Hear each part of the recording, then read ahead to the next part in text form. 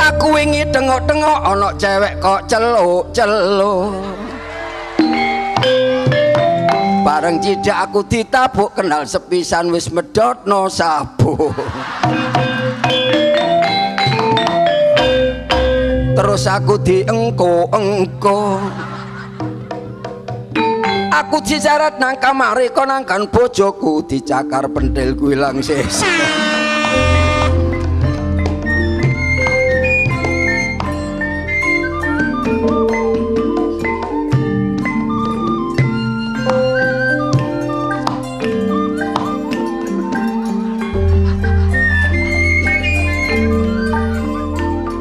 Pangorep dolor mulai lahir ya sampai mati diwajibno toleh ilmu ojo sampai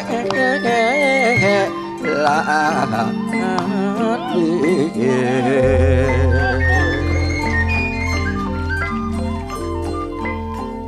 Toleh ilmu kanggo kepentingan duniawi uga penting kanggo kepentingan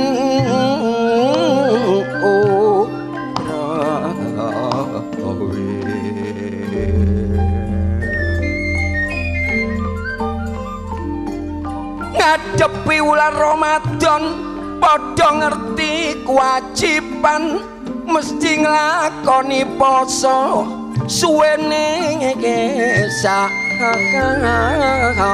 wulan.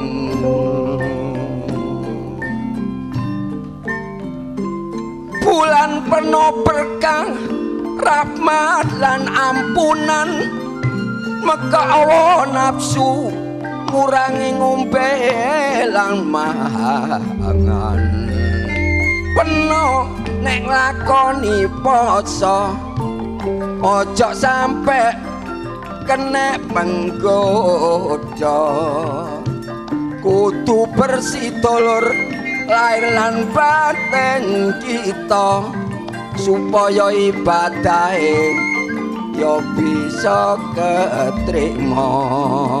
Aku eling wulan poso dulur sek buru iki wayahe kate sahur dadak lampune mati. Anakku nangis karepe mbok arek diemiki dadak graya-graya terus aku sing disuson.